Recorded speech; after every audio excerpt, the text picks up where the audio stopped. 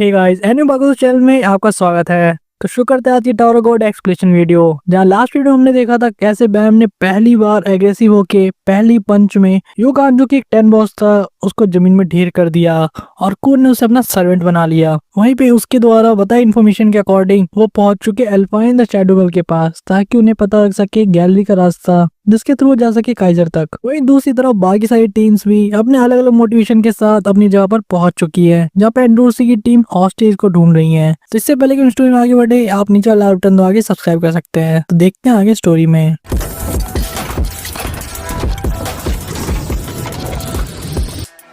Story में सबसे पहले फोकस करते हैं एंडोर्सी के ऊपर, जो भी अपने दोस्तों को कोस रही थी कि कैसे उन्होंने एक चीजों को काफी ज्यादा कॉम्प्लिकेट कर दिया 10 बॉसेस को हंट करने के चक्कर में। और तभी वो नोटिस करती है कि कोई इसे काफी दूर से नजर रख रहा है और वो उन्हें वार्न करती है कि तुम जो भी हो बाहर आ जाओ। वहीं दूसरी तरफ हमें दिखाया जाता है बैम को और कून को जो कि खड़े थे सामने अल्पाइन के, जहां वो इस चीज को सुन के काफी ज्यादा शॉक हो गई थी कि काइजर को यहाँ पे बंदी बनाया गया है या ऐसा कहें काइजर को फोर्स किया गया है इस जगह पर रहने के लिए। जो सेम चीज कून पूछता है अल्पाइन से, ये सुनकर अल्पाइन उन्हें बताती है कि तुमने बिल्कुल सही कंक्लूड किया। ये जगह करंटली रूल की जाती है लोपोविया फैमिली से, जो कि 10 फैमिली में से एक है और वही इस जगह के रूलर भी, और काइजर भी लोपोविया फैमिली से ही बिलोंग करती है। तो वो आगे एक्सप्लेन करते बताती है काइजर डायरेक्ट लाइन से तो नहीं है, लेकिन फिर भी वो एक राइजिंग स्टार थी और उसके अंदर काफी सारे खतरनाक स्किल थे। और बात यहीं तक नहीं थी, एल्फाइन कहती है तुम ये भी कह सकते हो कि एक तरीके की जीनियस थी। यहाँ पे हमें काइजर के पास के बारे में बताया जाता है,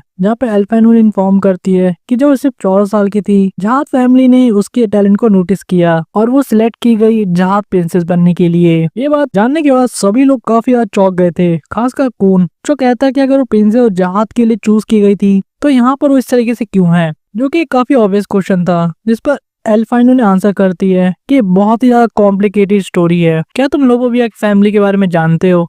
इस पर कौन कहता है हाँ कह तो सकते हैं। और यहाँ भी पता लगता है कि लोबोविया फैमिली का हेड सबसे ज्यादा स्ट्रॉन्गेस्ट एनिमा है इस टावर के अंदर। और अगर लेजेंड की माने या वाव की तो ऐसा कहा जाता है कि वो इस टावर के अंदर जितने मिस्टिकल क्रिएचर हैं, एनिमल्स हैं या फिर कोई ह्यूमन भी इस टावर के अंदर उन सभी को कमांड कर सकता है। और ज्यादातर चिल्ड्रन इस फैमिली के अंदर उसके टैलेंट की वजह से बॉर्न हुए थे, जिनके पास उसी की जैसी एनिमा की पावर थी। वही लोबोविया फैमिली टोटल 20 हिस्सों के अंदर या ब्रांच के अंदर बटी हुई है, जिसके हेड 20 एनिमल्स थे जो कि लोबोविया फैमिली के हेड के अंडर आते थे। हर एक ब्रांच के लोग एक स्पेशल एबिलिटी के साथ बॉर्न होते थे और काइजर जिस ब्रांच से बिलोंग करती है उस फैमिली का नाम था द ग्रे वुल्फ। और अगर हिस्ट्री को देखा जाए तो ऐसा कह सकते हैं कि ग्रे वुल्फ फैमिली के पास कोई भी ऐसी स्पेशल पावर नहीं थी अगर कंपेयर किया जाए बाकी ब्रांचेस के फैमिली चिल्ड्रन के थ्रू। और कुछ टाइम बाद जब ये अनाउंसमेंट हो गई कि काइजर प्रिंसेस जहाज के लिए चूज की जाएगी, इसकी वजह से ग्रे वुल्फ फैमिली को काफी ज्यादा पावर मिली जो उन्होंने काफी ज्यादा कम टाइम के अंदर एक्वायर की थी, क्योंकि प्रिंसेस जहाज मिलने की वजह से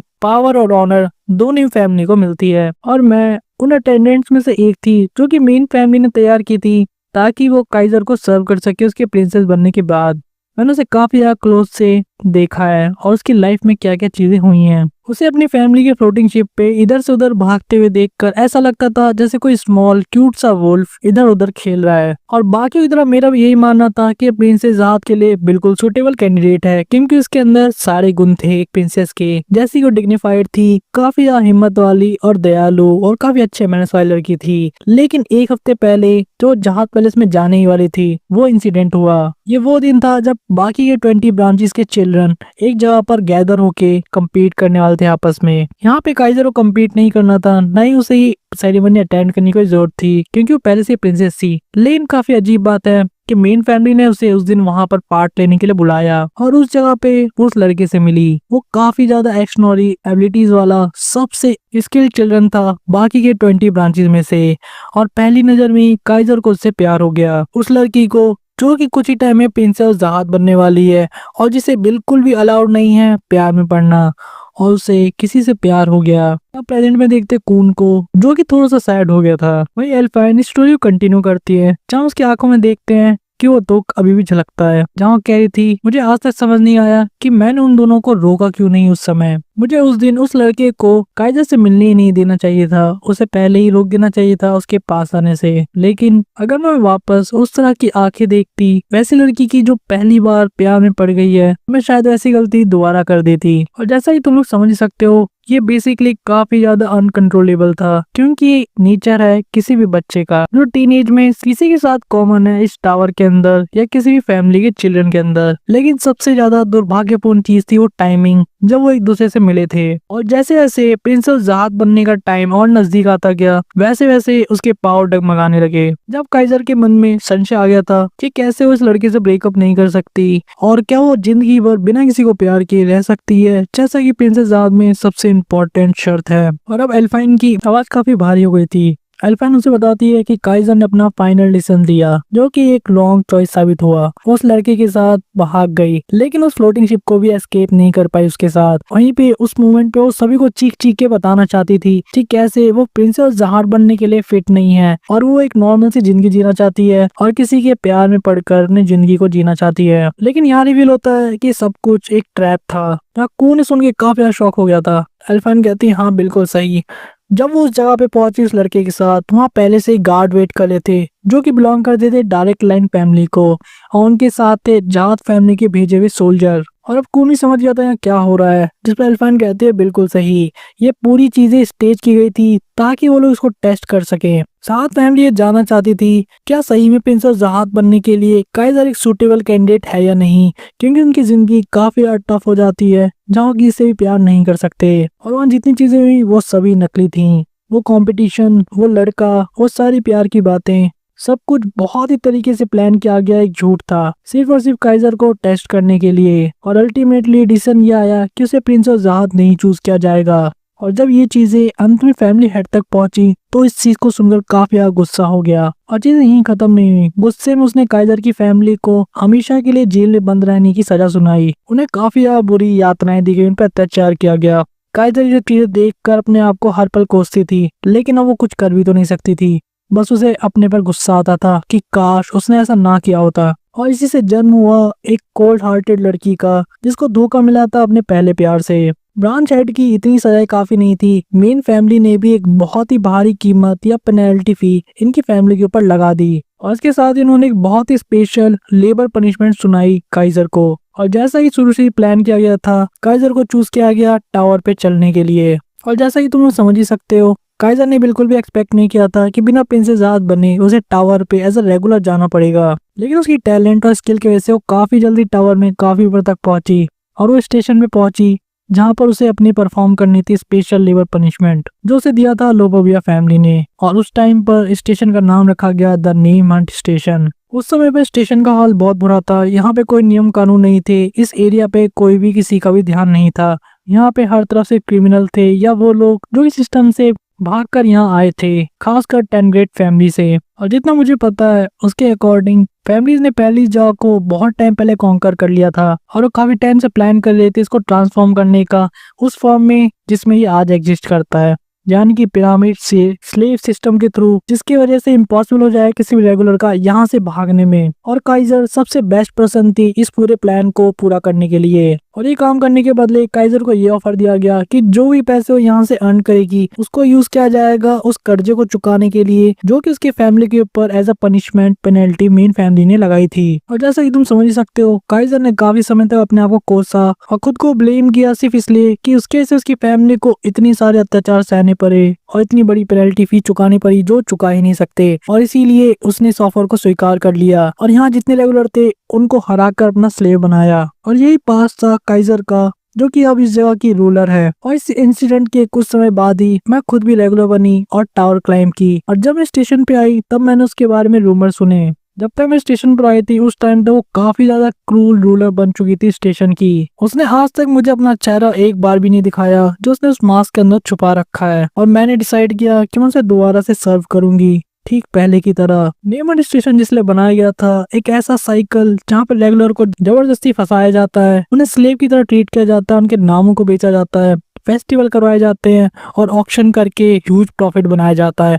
काइजर ने इस पूरे सिस्टम को काफी कोल्ड हार्टेड तरीके से कंप्लीट किया और पिछले 1000 साल में यहाँ से काफी सारा पैसा कमाया गया जो सबका सब फैमिली को गया। और मैं ये चीज समझ सकती हूँ कि काइजर की फैमिली का कर्जा अभी तक चुक चुका होगा, लेकिन मेरे पैरों तले जमीन तब खिसक गई जब मुझे पता लगा कि काइजर की फैमिली पे जो कर्जा चढ़ाया गया था वो इतना बड़ा है कि वो आज तक थोड़ा सा भी कम नहीं हुआ। मैंने काइजर को बहुत बार रिक्वेस्ट की कि उसे चेक करना चाहिए कि आखिर वो डेट कम कैसे नहीं हो रहा, लेकिन हर बार उसका रिस्पॉन्स यही रहता था कि वो अभी भी कम नहीं हुआ है, जैसे का तैसा ही है। जब मैंने उस पूरे पैसे को ढूंढने की कोशिश की तब मुझे पता लगा कि वो उसकी फैमिली को गया ही नहीं, तो आखिर वो सारा पैसा गया कहाँ। और तब उसकी सिर्फ एक ही पॉसिबिलिटी थी जिसकी कंक्लूजन पे मैं पहुंची कि उनकी फैमिली ने वो सब कुछ उड़ा दिया। उसकी फैमिली को इंटेंशन ही नहीं है उस कर्जे को चुकाने का, क्योंकि अगर ऐसा करते हैं तो काइजर इस जगह से रिलीज हो जाएगी और उनकी फैमिली को फिर इतना सारा पैसा कभी नहीं मिलेगा। और एक इतनी विन विन सिचुएशन है उनके लिए कि उन्हें काइजर को भी वापस नहीं लेना पड़ेगा और बदले में उन्हें काफी सारा पैसा ही मिलता रहेगा, जहाँ दूसरी तरफ काइजर इस जगह पे फंसी रहेगी, क्योंकि एक तरीके से काइजर उनके लिए एक दुश्मन बन चुकी थी जिसकी गलती की वजह से उनकी फैमिली की इज्जत लोगों या फैमिली के अंदर चली गई और उनकी नाक कट गई। लेकिन सबसे स्ट्रेंज बात यह है कि ये सब चीज जानते हुए भी काइजर ने आज तक कभी भी इस चीज के खिलाफ कुछ नहीं बोला। काइजर आज तक अपने आप को ही गिल्टी मानते आई है और खुद को यहीं पे रख रखा है ताकि वो खुद को पनिश होते हुए देख सके और उसकी फैमिली जब तक उसे माफ ना कर दे और खुद बुलाए। और यहाँ पे स्टोरी खत्म हो जाती है और एल्फाइन कहती है अगर तुम कोई रास्ता जानते हो काइजर को बचाने का इस ऑपरेसिव जाल से भरे हुए इस जगह से, तो मैं तुम्हें रास्ता बता दूंगी उस गैलरी का। लेकिन अगर तुम ऐसा करने में सक्षम नहीं हो, जहाँ में सेम उन पे देखते हैं बाम के पीछे से कुछ अलग सी अंधेरी आकृति आ रही थी जिसे खून भी नोटिस कर लेता है कि आखिर ये क्या है। एल्फाइन कहती है कि अगर तुम ऐसा नहीं कर पाओगे तो ये शैडो फॉक्स तुम लोग को नर्क के द्वार पे पहुंचा देगा, जहाँ हम देखते हैं बहुत ही बड़ी लोमड़ी को जो कि उनके सामने खड़ा था। वही सीन वापस शिफ्ट होके एंडोर्सी के ऊपर फोकस करता है जिसने नोटिस कर लिया था कि कोई इस पे नजर रख रहा है। और उसके धमकाने के बाद वो पर्सन बाहर निकलती है और हम देखते हैं यहाँ पे उसी लड़की को जो की थी काइजर के साथ, जो उससे कही थी हाँ तुमने मुझे पकड़ लिया। एंडोर्सी उसको देख काफी ज्यादा शॉक हो गई थी और वो कहती है कि लिली अल जहाद तुम यहाँ क्या कर रही हो, तुम तो 45th फ्लोर पे थी। जहाँ पे जहाज प्रिंसेस कहती है भला कोई बात है, तरीका है अपनी बहन से बात करने का, इसलिए मैं कहती हूँ कि उन लोग कई प्रिंसेस नहीं चूज करना चाहिए जिनके पास कोई बेसिक फाउंडेशन ही ना हो कि मैनर्स क्या होते हैं। जिस पर एंडोर्सी से गाली देते कहती है शट अप यू बिच, तुम्हारी हिम्मत कैसे हुई मुझे अपनी बहन कहने की जब तुमने मुझे इस तरह के जाल में फंसाया। यहाँ पे लिली उससे कहती है कि तुम मेरे से बहुत बुरा बर्ताव कर रही हो और क्या वो इडियट नहीं हो जो इस जाल में खुद फंस गई। वैसे भी डील तो काफी सिंपल थी और वैसे भी मैं तो सारी चीजों को बस ऑब्जर्व करने चाहती थी साइड में खड़े होके, लेकिन चीजें इतनी ज्यादा इंटरेस्टिंग हो गई कि अब मैं अपने आप को इंटरवीन करने से रोक ही नहीं सकती। और वैसे भी अब यहाँ पे ज्यूल ग्रेस आ गया है, प्लस मुझे ये भी बिलीव नहीं होता कि स्लेयर कैंडिडेट तुम्हें जानता है, एक प्रिंसेस जहाद को, और ये सबसे बड़ा बहाना है मेरे इंटरवेंशन का। और वैसे भी मेरे पेट में बात बिल्कुल पच नहीं रही, मेरे मरोड़े उठ रहे हैं कि मैं कैसे जल्दी से जल्दी जाके डैड को इन सब चीजों के बारे में बताऊं। अब एंडोर्सी का फेस रिएक्शन देखते हैं जो कि थोड़ा सा अनॉयड फील कर रही थी कि उसका राज आके लिली को पता कैसे लग गया। वहीं लिली जहाज से पूछती है कि तुम दोनों एक दूसरे को जानते कैसे हो, क्या तुम दोनों दोस्त हो। और एंडोर्सी अपने मन में सोच रही थी कि बहुत ही ज्यादा खतरनाक हो सकता है, बहुत ही ज्यादा, अगर इसको पता लग गया कि आखिर मेरे और बैम के बीच में क्या है।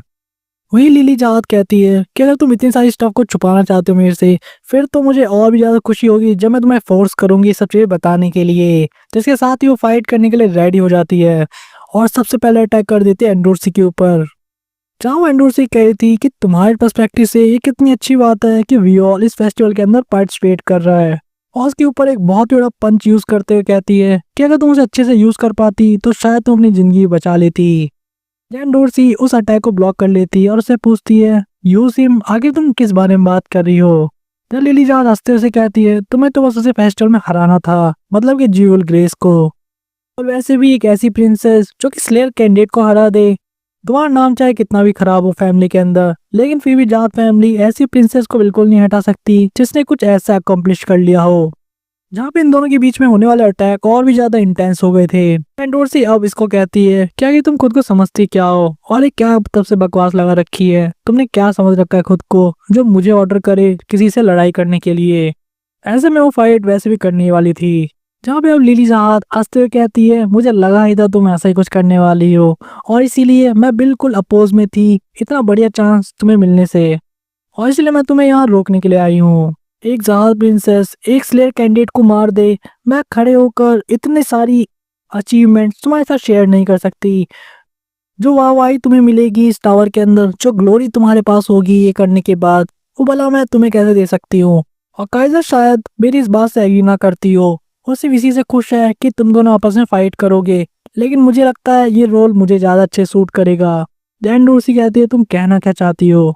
जहाँ लिली जाओ से बताती है, मैं ये कहना चाहती हूँ कि फेस्टिवल के अंदर ज्यूल ग्रेस को यानी स्ले कैंडिडेट को हराने वाली कोई और नहीं बल्कि मैं होंगी, प्रिंसेस लिलियल फ्रॉम लोपोविया फैमिली। लैंडलॉर्ड से इतना कहती है, तुम्हारा दिमाग तो खराब नहीं है। वहीं दूसरी तरफ बैम कून एक बहुत ही खतरनाक सिचुएशन में फंस गए थे, जहाँ उनके सामने एक शैडो फॉक्स थी। कून को कुछ समझ में नहीं आता कि शैडो फॉक्स कहाँ से आ गया एकदम से, क्या ये कोई एनिमल है जिसको एल्फाइन ने समन किया है। जहाँ एल्फाइन को कंफ्यूज देख के उन्हें बताती है कि तुमने बिल्कुल सही समझा, मैं एक स्काउट हूँ यानी कि स्पाई, और साथ एक एनिमा भी, और मेरा निकनेम इसलिए पड़ा है क्योंकि हमेशा काइजर के बहुत ही पास रहती हूँ, जैसे कि उसकी परछाई, और मेरी परछाई है ये फॉक्स, इसका नाम है शैडो फॉक्स। ये परछाई वाली लोमड़ी दूसरों की परछाई से अपने आप को जोड़ लेती है बहुत सारी जगह पर, और एक बार ये उनकी परछाई के साथ कनेक्ट हो गई उसके बाद उनके सारे अटैक से इम्यून हो जाती है, और ये उन सभी लोगों के शिनशुक को भी पूरी तरह से निगल सकती है, एब्जॉर्ब कर सकती है, जिनकी भी शैडो के साथ एक कनेक्टेड है। और ऑब्वियसली जिसकी बॉडी से सारा शिनसु निकाल लिया जाए वो तुरंत ही मर जाता है। जो सुनकर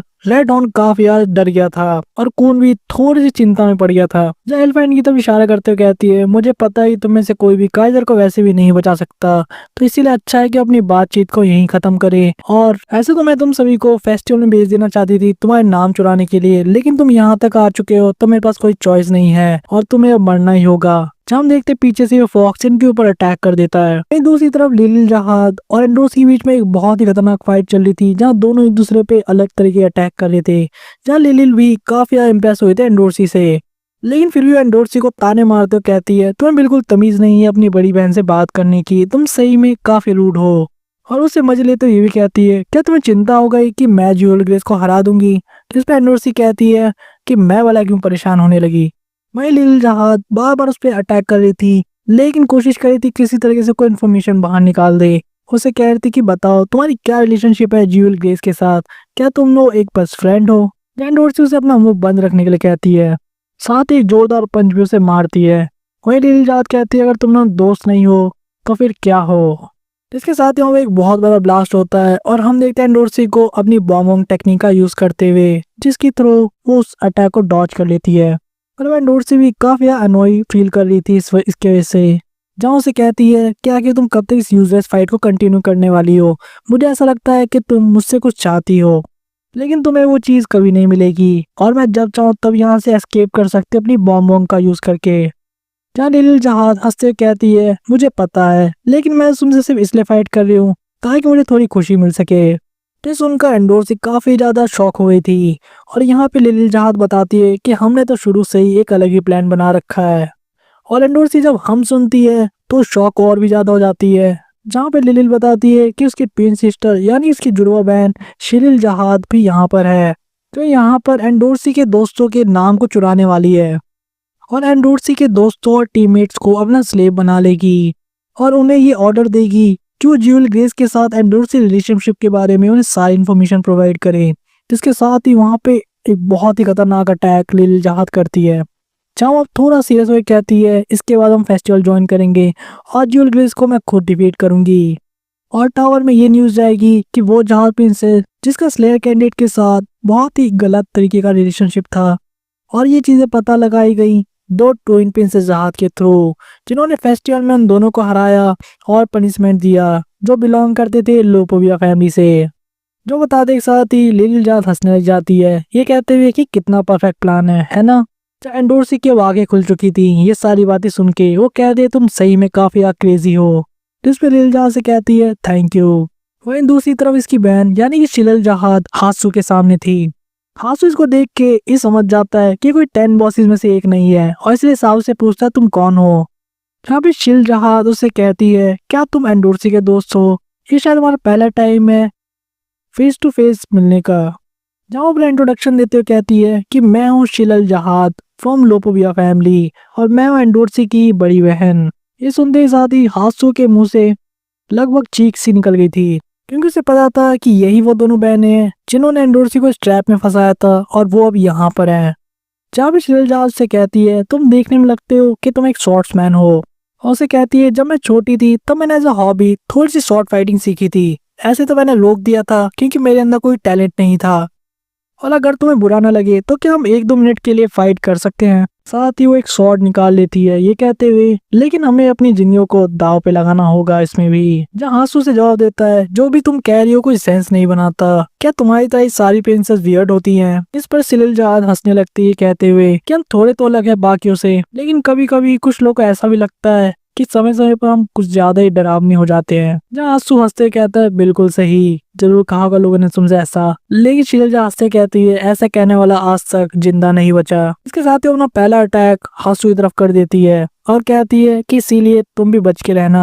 वहीं दूसरी तरफ बैम और उनकी टीम के ऊपर भी शैडो फॉक्स ने अटैक कर दिया था, जो उन सभी के शिंशु को एब्जॉर्ब करना शुरू कर दिया था। ऐसा होते हुए देख टॉक्सिक वेस्ट मैन गिड़गिड़ाने लगता है, कहता है एल्फाइन क्या तुम मुझे भी मार देना चाहती हो, मैं भी तुम्हारी तरह 10 बॉस का एक मेंबर हूँ। एल्फाइन साफ शब्दों में कहती है तुम अब 10 बॉसेस के मेंबर नहीं हो जब तुम हार चुके हो, और साथ ही तुम्हें अब काइजर का सीक्रेट भी पता है, तो मैं तुम्हें किसी भी तरीके से जिंदा तो नहीं छोड़ सकती। जिसमें टॉक्सिक वेस्ट मैन का दिमाग खराब हो जाता है, वो कहता है लेकिन तुमने ही तो हमें सब कुछ बताया। यूकान अब अल्फाइन को मनाने लगता है, उसे ये कहता है मुझे हमेशा से तुम्हारे लिए कुछ फीलिंग थी, लेकिन मैं तुम्हें कभी भी बोल नहीं पाया काइजर की वजह से। जब अल्फाइन उसे जवाब देती है तब तुम्हें पक्का मार दूंगी, तुम्हें ये बात मुझे बिल्कुल नहीं बतानी चाहिए थी, तुम्हारी वजह से अब मुझे डिस्गस्टिंग फील हो रहा है। वहीं कून और मामा एक्शन में आ गए थे, जहाँ पे वो कहता है अपना मुंह बंद करो, ये नॉनसेंस अब बहुत ज्यादा हो गया, और क्या तुम्हें सही में लगता है कि हम तुम्हारे कमांड देने पर यूं ही मर जाएंगे। जहाँ हम देखते हैं कि बैम अपने 7 बॉल्स का यूज कर रहा था, लेकिन जितना सिंशो निकल रहा था वो सभी शैडो फॉक्स एब्जॉर्ब करने जा रहा था। जहाँ पे बैम ये भी नोटिस करता है कि शैडो फॉक्स के जितने भी वुंड हैं या घाव है वो अपने आप ही हील हो जा रहे हैं, और तभी वो टॉक्सिक मैन को खा लेता है। जहाँ पे बैम उसे बचाने की कोशिश भी करता है, लेकिन कून उसे रोक देता है कहते हुए कि हम उसकी अब मदद नहीं कर सकते, और वैसे भी वो कोई अच्छा इंसान नहीं था। और अब उन्हें ये बात ही पता लग गई थी कि अल्फाइन झूठ नहीं बोल रही थी, इनके कोई भी अटैक इस फॉक्स के ऊपर काम नहीं करने वाले थे। जब हम ये भी देखते हैं कि टॉक्सिक वेस्टमैन का हाथ और बॉडी अपने आप ही डिसअपेयर होने लगे थे, जो देखकर कून भी काफी ज्यादा अजीब फील करता है। और अब ये लोग ये सोच रहे थे क्या किसी क्या वीकनेस हो सकती है, और कून के माइंड में आता है किसकी वीकनेस है एनिमा यानी कि एल्फाइन, लेकिन जब वो पीछे नोटिस करते हैं तो एल्फाइन उस जगह से जा चुकी थी और वो अपने ऑब्जर्वर को यहीं पे छोड़ के गई थी। जहाँ पे कून की तारीफ करते हुए कहता है कि वो सही में बहुत ही टैलेंटेड स्काउट है, उन्होंने ये चीज नोटिस भी नहीं की, और वो इस गेट से बाहर जाने की कोशिश करते हैं भागते हुए, जहाँ फॉक्स इनके सामने आ जाता है। और अब कून अपने माइंड में इस पूरी स्ट्रेटजी को एनालाइज करने लगता है कि वो उस पर अटैक नहीं कर सकते, इसका ओनर जिसकी सबसे बड़ी कमजोरी थी वो यहाँ से जा चुकी है, प्लस वो इस रूम से बाहर भी नहीं भाग सकते क्योंकि एनक्लोज स्पेस है। और वो उस टैंक को नोटिस करने लगता है जिसके अंदर से इस एनिमल को बनाया गया है, लेकिन वो आखिर है कहाँ। टैंक को आप लोग इसे समझ सकते हैं एक ऐसी जगह होती है जहाँ पे एनिमल्स को रखा जाता है और उन्हें कमांड किया जाता है। ये एक स्पेशल टाइप की शिंशु से बनती है जिसके अंदर ही वो एनिमल रहेगा, और इसीलिए कूनो उस कमरे की दीवार को तोड़ने की कोशिश करता है, लेकिन डैड उनसे बताता है ये तोड़ना इम्पॉसिबल है क्योंकि इसे वर्कशॉप ने बनाया है और इसे स्मैश करके रेगुलर के थ्रू तो तोड़ा नहीं जा सकता। और अब बैम भी कून से पूछने लगा कि हमें आगे क्या करना चाहिए। जब कून बैम से पूछता है क्या तुम अपने थ्रोन का यूज करके इस पूरे रूम के शिंशु को एक जगह पे इकट्ठा कर सकते हो जिसपे कून अपना प्लान एक्टिवेट कर सके। बैम इस चीज को बहुत ही ध्यान से सुन रहा था। कून कहता है अगर थ्रोन सारे शिंशु को एब्जॉर्ब कर ले जो भी हमारे आसपास है, तो हम उस शिंशु को इस रूम से बाहर भी कहीं पे ट्रांसपोर्ट कर सकते हैं। जिस पर बैम कहता है ऐसा कर तो सकते हैं, लेकिन हमें करना क्यों है। जिस पे कून कहता है मेरी एक हाइपोथेसिस है, एनिमल्स क्रिएचर्स को कमांड करने के लिए एक टैंक के अंदर रखा जाता है, लेकिन इस जगह पे कोई टैंक है नहीं जो कि इम्पॉसिबल है, और इसका सिर्फ एक ही मतलब है कि पूरा रूम ही अपने आप में एक टैंक है, और यही लिमिट है शैडो फॉक्स की, और इसीलिए यहाँ पे काफी ज्यादा स्ट्रॉन्ग है। और यही रीजन हो सकता है कि एल्फाइन हमेशा से घुसपैठियों को इस रूम के अंदर बुलाती है ताकि वो इन्हें ठिकाने लगा सके। लेकिन ये रूम जो कि टैंक की तरह बिहेव कर रहा है अपना सारा शिंशु खो दे, तो ये फॉक्स इस रूम के अंदर नहीं रह पाएगा क्योंकि इसकी टैंक की पोजीशन हट जाएगी। जहाँ रेडॉन कहता है ऐसा करना इम्पॉसिबल है, शिनचू को कोई एब्जॉर्ब नहीं कर सकता, ऊपर से अगर शिनचू रहेगा ही नहीं तो हम लोग भी मारे जाएंगे। जहाँ कून कहता है इसके लिए मेरे पास एक प्लान है, हम लाइट हाउस का यूज करेंगे जिससे हम एक दूसरा टैंक बनाने वाले हैं। वहीं पे कुछ ज्यादा ही साउंड की आवाज आती है और हम देखते हैं अल्फाइन को जो कि रूम के बाहर थी, जो सोच रही थी कि एक बार फिर से फेस्टिवल चालू हो गया जैसे ही कभी कुछ हुआ ही ना हो। लगता है यही एक बढ़िया वे है, और अगर हम इस जगह से उसे फ्री नहीं कर सकते तो जैसी चीजें यहाँ चल रही हैं हमें वैसी रहने देनी चाहिए। काइजर और उसकी फैमिली अपनी जिंदगी कंटिन्यू कर सके और यहाँ पे चीजें वैसी चलती रहे जैसे कभी कुछ हुआ ही नहीं। और यही मेरे रहने का रीजन है, मेरा एकमात्र गोल, जिसके थ्रू मैं अपनी गलती की सजा भुगत रही हूँ काइजर को उस दिन वो गलती करने से रोकने से। लेकिन तभी वो सरप्राइज होती है देख के कि उनके पीछे खड़ा था कून, बैम और रेड हॉर्न। तो कून इसे कह रहा था तुम्हें देख के लगता है तुम्हारे दिमाग में बहुत सारी बातें चल रही हैं। एल्फाइन उन्हें देख के शॉक हो गई थी और उससे पूछती है तुम यहाँ कैसे आ गए, जिस पर कून कहता है क्या मतलब कैसे आ गए, हम यहाँ तक भागते हुए आए हैं, लेकिन अच्छा है कि तुम ज्यादा दूर नहीं गई थी जितना हमने सोचा था। एल्फाइन उनसे शैडो फॉक्स के बारे में पूछती है, जिसमें कून कहता है अच्छा वो लोमड़ी वो तो यहाँ पर है और बहुत ही मजे से है। जहाँ हम देखते हैं उसे काफी ज्यादा छोटे साइज में जो कि कून के लाइट हाउस के अंदर ट्रैप थी। एल्फाइन पूरी देर शॉक हो गई थी और कह रही थी मेरी फॉक्स तुम्हारे लाइट हाउस के अंदर ट्रैप क्यों है, आगे तुमने उसका क्या किया। जब कून उसे एक्सप्लेन करता है सबसे इम्पोर्टेंट मोमेंट वो था जब ये समझ में आया कि वो रूम अपने आप में एक टैंक है, और क्योंकि रूम काफी ज्यादा स्ट्रॉन्ग था हम उसे तोड़ नहीं सकते थे, तो हमने सोचा क्यों ना लाइट हाउस को ही हमारा टैंक बना दिया जाए। और उसके बाद हमें दिखाया जाता है कि कैसे कून ने उस सारे प्लान को एग्जीक्यूट किया और टैंक को लाइट हाउस के अंदर शिफ्ट कर दिया, जिसकी वजह से शैडो फॉक्स भी अपने आप ही उसके अंदर आ गई, क्योंकि ये बेसिक एनिमल इंस्टिंक्ट है जो शिनचू को फॉलो करते हुए उस जगह तक पहुंच गई। और जैसे ही फॉक्स एक लाइट हाउस के अंदर घुसी उन्होंने उसका रास्ता बंद कर दिया और दूसरे लाइट हाउस के थ्रू वहां से भाग गए, क्योंकि और टाइमिंग थोड़ी सी भी गड़बड़ होती तो शिनचू की कमी की वजह से वो भी मारे जा सकते थे। जहाँ पे एल्फाइन से पूछती है कि ये तो ठीक है लेकिन दरवाजा अंदर से बंद था, तुमने उसका कैसे खोला। जहाँ कून बताता है कि मैंने पहले से ही कुछ नेम रेगुलर्स को इस एरिया के बाहर खड़ा कर रखा था और हमने उन्हें कांटेक्ट किया जिन्होंने हमारी हेल्प की इस गेट को खोलने में, जब तक हमने इस रूम के अंदर वापस से शिनचू रिफिल किया। और उन्हीं में से एक ने तुम्हें भी इस रास्ते पर आते हुए देखा था जिसने तुम्हारी लोकेशन की इंफॉर्मेशन हमें दी। और शायद तुम्हें पता नहीं है लेकिन बहुत से लोग हैं जो तुमसे यहाँ पर नफरत करते हैं। ऐसे तो हमने अभी भी काइजर को बचाने की कोई टेक्निक नहीं सोची है, लेकिन हम जल्दी उसका सॉल्यूशन भी निकाल लेंगे। लेकिन जैसा कि देखने में लग रहा है हमने तुम्हारे जाल को तो बहुत ही आराम से काट दिया, तो क्या तुम बता सकती हो कि हम काइजर तक कैसे जा सकते हैं। जहाँ पर एल्फाइन का चेहरा उतर चुका था। एल्फाइन किसी हार के साथ टावर गॉड की एक्सप्रेशन वीडियो को यहीं पे खत्म करते हैं। तो इस वीडियो में हमने जाना कि काइजर का पास्ट कितना सैड था, वहीं दूसरी तरफ एल्फाइन के एक्शंस के पीछे क्या रीजन था। वहीं दूसरी तरफ आप जान पाओगे कि लिलिल जहाद और शिलिल जहाद क्या अपने प्लान में कामयाब हो पाएंगे या नहीं, या एंडोर्सी और ज्यूल ग्रेस अपनी जान खो बैठेंगे। लोबोविया फैमिली के इस बड़े से षड्यंत्र और काइजर की इस दुख भरी कहानी में आखिर किसका अंत अच्छा रहेगा। तो इस भी चीज़ जानने के लिए हमारे नेक्स्ट वीडियो का वेट करें। तब तक के लिए आपको अगर वीडियो पसंद आई है आप वीडियो को लाइक कर सकते हैं, चैनल को सब्सक्राइब कर सकते हैं और ज़्यादा से ज़्यादा वीडियो शेयर कर सकते हैं, और हमें कमेंट करके सजेस्ट कर सकते हैं आपको और कौन सी वीडियोस चाहिए। तो तब तक के लिए बाय गाइस।